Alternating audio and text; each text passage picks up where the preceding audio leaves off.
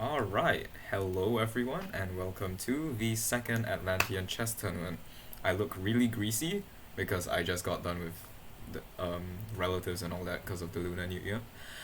Um, yes, I was going to record this as I played it live, but I forgot because, again, relatives. But I am going to do post-mortem analysis. So, for those of you who are new to this, the Atlantean Chess Tournament is a we're gonna start with a round robin phase. This time we've got five groups of 8 players. Well, really four groups of 8 players and one group of 5 players. And then the top three from every group, after all the games have been played, will advance to the bracket stages where we all play each other to determine the final winner. There is no losers bracket, unfortunately. Yes. So it's just started. Each match, sorry, will be 4 games of 10 plus 0 rapid, that's 10 minutes per side plus 0 seconds of increment, and it's first to 2.5 points. In the event of a 2-2 tie, we will be going to a blitz armageddon tiebreaker with white having 5 minutes and black having 4 minutes and draw odds. So without further ado, let's get to the first round that's ever actually been played in Group A, which is me versus Lagreal. So for context, I did commit myself to this thing where I will be playing a different line or a different opening in every single game, just to keep things interesting. But yes, so we will be having some interesting chess today. So I did play black in the first game, so let's get started. So we've got e4, e5, knight f3 and knight c6, very standard stuff. So here bishop c4 was played, and here is where I remembered that my promise to not play anything, to play something different every round. Now the problem is if I play this or this, then in future games I won't be able to play my main openings. So that's kind of annoying. So what I did was I sat at this position for a while and I played d5, just because it's kind of like this opening in the knight attack. No, in the knight attack, but without the knights. Yeah? So, okay, d5, engine hates it, pawn takes, knight a5, bishop b5 checks, c6, takes, and now this bishop is, of course, under attack. It's defended by the knight, so the bishop goes back, and now I play e4, kicking the knight. At some point, Lag did play this, and of course requested a take back, so I did grant that. So after knight to e5, I played, yes, of course, this is a thematic move in, what's that opening called? The wasp variation of the elephant gambit. That would be, and I believe the line continues. Knight takes, pawn takes, bishop here and here. I believe this is the line. Yes. So this queen g5 is a thing there. But instead of queen g5, what I played was queen to d5 because I defend the pawn and attack the knight. Instead, knight to g4 was played, and I traded off the knights. Wait, apparently that was better. Ah, yes, this was something I was looking at. So basically you're kind of intending to play this to, threaten mate and hit the bishop. But instead I took first, and I played bishop to c5, intending queen here to hit the bishop and threaten checkmate. Knight to c3 was played, and here I played queen to d4. Yes, this pawn is hanging, and I saw that after I played queen to d4. So if white plays that, I'm just lost because I'm down a good number of pawns. Instead, castles was played, and now I get to play knight f6, defending everything. Was there a better move? Not really. So after knight to f6, queen to f4 was played. This is really bad. You can tell that neither of us have any clue on what we're doing, given that this is a completely new opening, kind of. So bishop to d6 was played, and here we got queen to e3. I played queen to e5, threatening checkmate again. Of course, I am down a pawn, but here, during the game, I felt that I was fine, because I did have some aggressive counterplay. And after g3, I castled. d4 was played, and I played queen to h5, now intending for, this knight g4 to go for checkmate. Queen to g5 was played, and I completely missed this queen to g5 idea. So I played queen to h3, and after queen to h4, I can take and just, be down a pawn. But instead I wanted to keep queens on, so I played queen to f5. After bishop to g5, I played knight to c4, and after intending to just get my knight in somehow, because this knight is just dead on a5. So after bishop takes c6, rook a to c8, and bishop takes e4. So after knight takes e4, queen takes e4 is obviously not playable because I would take the bishop. But I believe knight takes is perfectly fine, and it was played. After that I played bishop to b8, not realizing that my knight was defending my bishop. I know, horrible, I'm sorry. And after b3 I played h6. Bishop takes h6, g takes h6, and now bishop b takes c4, and after rook takes c4, f3 was played instead of reclaiming the pawn. However, I took on d4 instead of defending the pawn. Queen takes h6, and now I take a really, really big thing because I realize, oh my god, I'm down 3 pawns. So the number one problem we have to deal with is this knight coming in, because that would be checkmate. So after like 2 minutes of thinking, I play bishop to e5, just intending to guard any of the mating squares and potentially move the rook, and not only reveal an attack on this rook, but also potentially threaten check. Queen to g5 check was played. You realize now that white is entering time trouble. So after queen takes and knight takes, I played rook to a4, opening up an attack on this rook, as well as threatening to take the pawn. After rook a to e1, I checked and then took the pawn. And after rook to e7, white is really in big time trouble. I played bishop to f6, just double attacking. So white does have to give up a piece.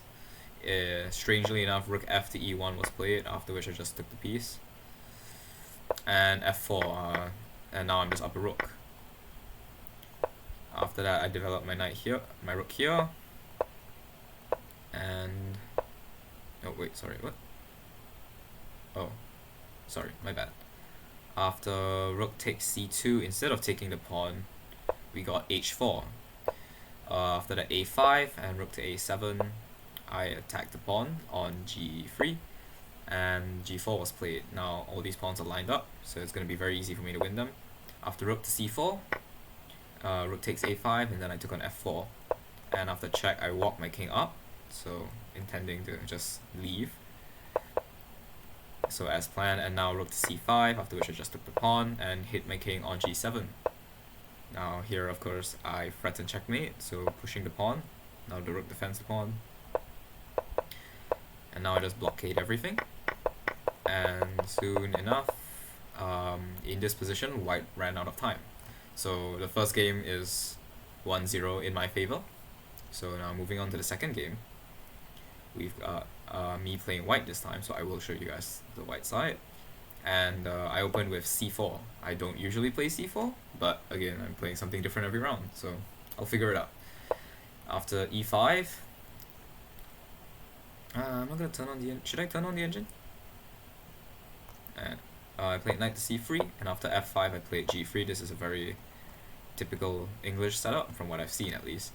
So after all this, knight to f6 was played, and this is actually resembling a Grand Prix attack, but from the white side. The Grand Prix attack, of course, being e4, c5, knight c3, and I believe the move is d6 f4, and you see that it's similar with these pawns moved. And then later this knight will come here. Okay, so again back to this position, f5, and now this does resemble a Grand Prix setup for, what am I saying? A Grand Prix setup for black. Bishop to g2 played, and now bishop to b4. I played bishop e3 because notice in this position I can play knight to f3, but for one, e4 is a problem, and number two, it would block in this bishop that I just put on this diagonal. So I played e3, intending knight to e2 to not only defend this knight, but also to keep my bishop open. So after castles, knight to e2 was indeed played, and now this is actually a very pleasant position for me. I've got potential ideas of queen to c2 to open up attacks, maybe even h4, h5. After d6, I played knight to d5, attacking this bishop, and after takes, I intended bishop takes, essentially forcing king to h8, because nothing can get in the way of this check. And this would just be a very pleasant position. I can castle and play for d4. But this wasn't played, instead the bishop just dropped back, and here I played knight takes f6 and castles. Of course, probably better would have just been castles without knight takes f6, but after castles, I did end up getting bishop to d5. Now the problem I see here is, let's say I play bishop to d5 here, right? Because this was the point. Now there is this bishop blocks, and I don't think this is as good for me. However, this wasn't played. Knight d7 was played, blocking in the bishop from defending this diagonal, and I managed to get my bishop d5 in. After king to h8, I played d4. Now that my king has castle, I can open up the center. After c6, I dropped my bishop very simply back to g2, and here black played e4, trying to close down the center and lock in my bishop. Here I played knight to f4, just putting my knight on a very nice outpost square. g5 can be played, but considering the king is here, you don't really want to open up your own king. So after bishop to c7, I played d5, again trying to open everything up, and now notice bishop to c7 places the bishop on this diagonal. However, so what black really wants to do now is play d5 and unleash this bishop. However, after d5 from white, this pawn is just locked in place. Let's say takes, not c5, c takes d5, and now this bishop can never come alive on this diagonal, and black's just wasted time. Instead of this, knight to b6 was played, and after a bit of thinking, I played queen to b3, just defending everything diagonally. And here black blundered with knight to d7. After knight to d7, the bishop no longer defends the e6 square. So after knight to e6, forking the rook and the bishop, black must essentially give up the exchange with something like, let's just say for example, bishop to b6, and now I just take the rook, of course. Although in this case, this is a very nice knight, so in this position I might not even take the rook, just because it's a very nice outpost for the knight. But okay, instead of that, rook to e8 was played, just hanging the bishop and allowing me to fork both rooks. The knight to e5, knight takes e8, and played a desperado sacrifice with knight takes d6, and after queen takes, I played bishop to d2, intending bishop to b4 or bishop to c3 ideas to target this weak g7 pawn. After knight to f3, I just traded, and I played bishop to b4. Now, I do realize that with this pawn here, black's last hope is to go for a lolly checkmate with something like this, and coming in here. So after queen to g6, I played queen to d1, just intending to take the pawn so that the lolly checkmate is no longer achievable. After a5, I played d takes c6, hanging my bishop, because this would be back, not queen to d7, queen to d8 would be back rank mate after queen to e8. Instead of even taking my bishop, queen to h5 was played, just completely forgetting about the back rank threat and back rank mate. So that was the second game, one with a very interesting English opening. Not the best way to play it, in my opinion, but this e3 knight g2 setup was pretty pleasant for me, and I had a very decent position in the middle game. So now let's move on to the last game. So now the score is 2-0 in my favor, and white basically has to win the next two games to take this to tiebreaks. Here e4 was played, and after a bit of a think, I played e6, the French defense. So now there's even c4, the Steiner variation, going for the auto schnapp gambit, or there is the wing gambit somewhere. I don't quite know the move order for the wing gambit, but that's fine. Maybe even b4 now. Okay, never mind. Instead d4, the main line, and after d5, e takes d5, e takes d5. The exchange variation, a very quiet, very simple variation with about equality for both sides. After knight to f3 and knight to f6, bishop to b5 was played, which I'm not a fan of. Let's say, for example, just bishop to d3, a very typical development square for this light squared bishop, and after bishop to d6, it is now white to move and white has tempo. However, after bishop to b5 check, I could play c6, attacking the bishop, and after bishop to d3 here, I play bishop to d6 anyway, and now you see that I gain this extra tempo with c6. So white just essentially gave away a free move for me to play c6. After queen to e2 check, I played very simply bishop to e6, just defending and now intending castling. After castles, and knight c3, I did not like knight to c3, especially in these positions with a d pawn in the middle. You really want to play c4, c4, and either c5 or takes just to open things up. Maybe create a isolated queen's pawn position for both sides to figure out. Now knight to c3 just immediately prevents c4 from being played at all. So that's kind of problematic. It's not very positional for white. After this, knight to b to d7, just developing. And after this, bishop to g5. Here I play h6, just kicking the bishop back. And after bishop to h4, I play queen to b6. Now that the bishop has left this diagonal, highlighted in red, this b6 pawn is weak. So after queen to b6, the b2 pawn is weak. This b2 pawn is just hanging. After b3, I play bishop to b4, attacking the knight. And after knight to a4, I play queen to c7. And now this a4 knight is just really weird. Maybe I even have ideas of, b5, kicking the knight all the way back. And then maybe bishop to c3, pinning the knight to the rook. For example, let's say a useless move like h3 was played. This is just a very pleasant position for black, instead of a useless move like h3, bishop to g3 was played, just attacking my queen, and I played bishop to d6. After c4 now, you would really rather have the knight here to develop it here, but okay, fair enough. It's here on a4 now, I guess. I took on g3, and f takes g3 was a very strange move. Normally you take towards the center, especially because I don't have a rook on the h-file, so there's really no h-file weakness for me to take advantage of. But okay, f takes g3, opening up this diagonal to the king as well, but alright. And after d takes c4, bishop takes c4, a big trade. Of course, queen takes is not possible because of this fork. So after b takes c4, I played rook a to e8. I spent a while here debating between rook a and rook f to e8. I decided that maybe in the future I would want to push the f pawn. And notice now that white has an open f file. So this rook could potentially get active, and it's useful to have a rook here to just counteract that pressure on the f7 pawn. After rook a to e8, queen to b2 was played, I guess intending to infiltrate here. And I played rook to e4, and after this big rook dance, I finally doubled my rooks. And d5 was played.